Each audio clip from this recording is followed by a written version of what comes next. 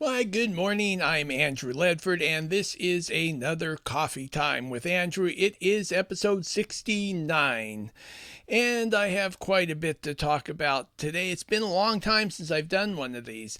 The last time I believe I was on chapter 2 of my book.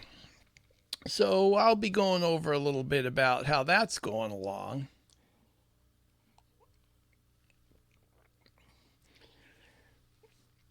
I was right at the end of chapter 2, only had a few more pages to go, and I decided that I wanted to work on a new process. And this is a process I have been thinking about for over 15 years, I would say. And it's a way to see variation in behavior. Kind of interesting because, like I said, I've been thinking about this for a while. So I started to do a little bit more research to refresh my memory and to come up with a real plan. So I started reading a little bit. This has been on my reading list for this year anyway. Statistical Method by Walter Schuhart.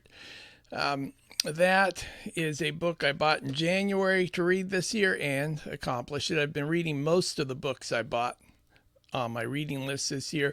But here's another one. He was a teacher of Deming, Edwards Deming. And here we have a book about Deming, Deming's Road to Continual Improvement, right there.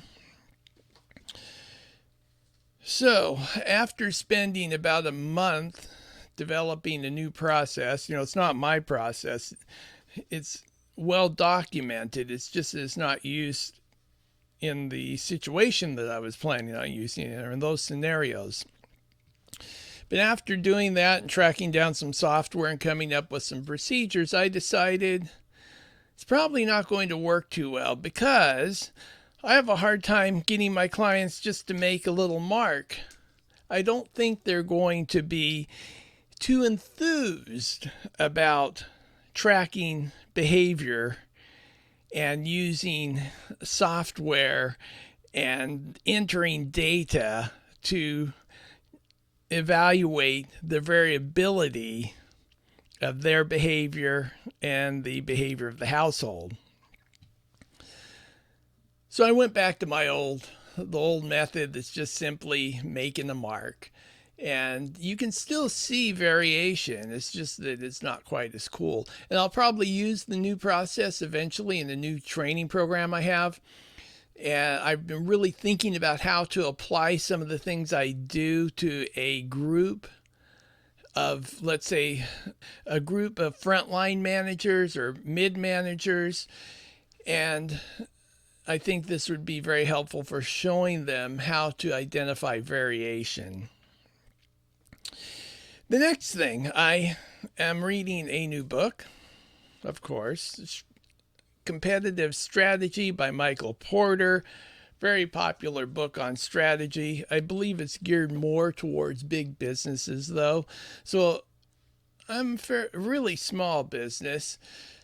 But some of the lessons I believe we can apply to even a small business.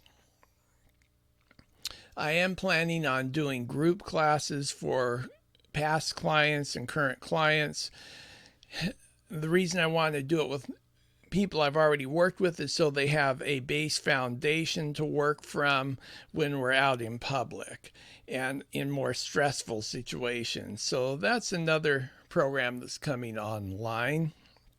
As I said, I did finish chapter 2. It took a little bit longer than I thought it would. And then went on to chapter 3. I just finished chapter 3.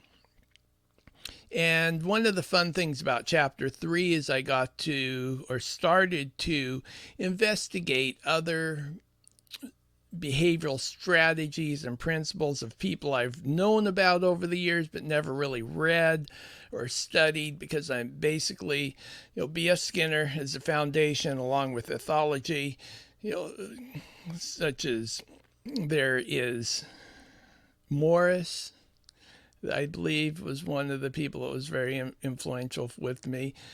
And then Conrad Lorenz, of course, some of those people.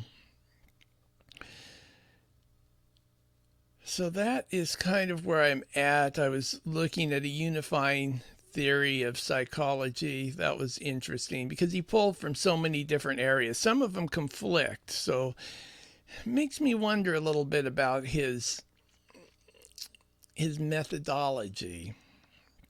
But some of that worked its way into chapter 3. And you know what? Interestingly enough, some of the books or some of the work from this book also worked its way into chapter 3. Today I have started chapter 4, and that should be rather interesting. It's about communication. A lot of my training programs are based off of communication theory, the work that was done by Bell Laboratories on communication. So this should be it. I think it's going to be a short chapter, but I've already started doing some research about different aspects of communication that I have used for a very long time. And there's been quite a bit of new scientific research done that should add new insight. In fact, there's so much new research that I've been reading about. It's kind of fascinating because back when I was developing my system and style, reading 3-4 books a week and then going out and doing some experiments to see how they all work together, well, it's a whole lot more new information out there that we can use to build on that, which is very interesting. What else? That may do it for the time being. I have been spending a lot more time working with a real estate broker doing social media and advertising, so that's also another interesting project. I think I'll have that on the business site, and that should do it for today. I am wishing you the very best in life. Have a wonderful day. Bye-bye.